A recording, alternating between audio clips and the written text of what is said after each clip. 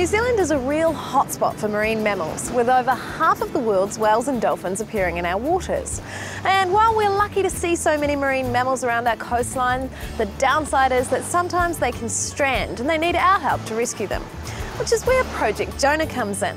Let's learn how to become a marine mammal medic.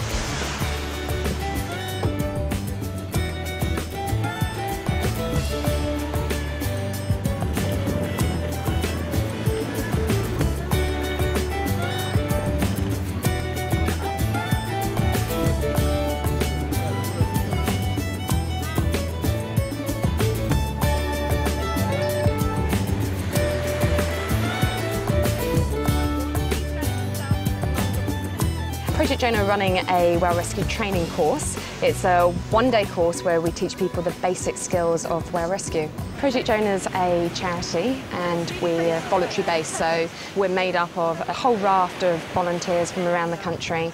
All our medics, marine mammal medics, are volunteers. They give up their time for free.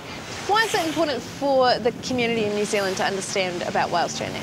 Well, New Zealand has the highest stranding rate in the world, so it's really important that we have people trained up around the country so that they know what to do if a stranding happens. It's really easy to do the wrong thing if a whale or dolphin strands, so what we do is give people the basic skills so that they can take the right action as opposed to the wrong action.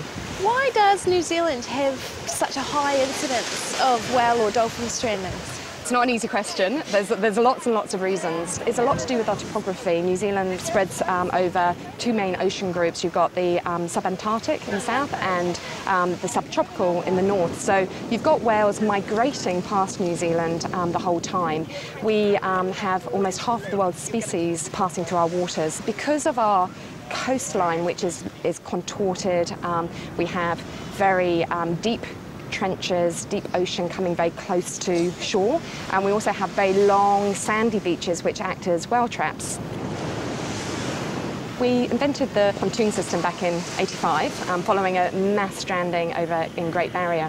It's a very simple technology. It's basically two pontoons and a mat which we use underneath the whale. We inflate the pontoons and it means we can float a 2-ton animal in knee-high water very, very quickly. Lots of different countries have picked up on the technology that we developed. So the pontoons are being used around the world, in the UK, Australia, the States, in Fiji. What should people do if they come across a stranded whale? The Department of Conservation are the government agency responsible for marine mammals, whether they're out in the sea or they're stranded on our beaches. So the first thing that people need to do is call DOC. It's really important that they give DOC some really good information as to what's happening down on the ground. So they need to tell DOC how many animals there are there more out at sea, what are the sea conditions like, are there lots of people around, are there dogs around, are the animals being harassed, are the animals dead or are they alive? So just trying to get that information to DOC as quickly as possible is the first thing to do.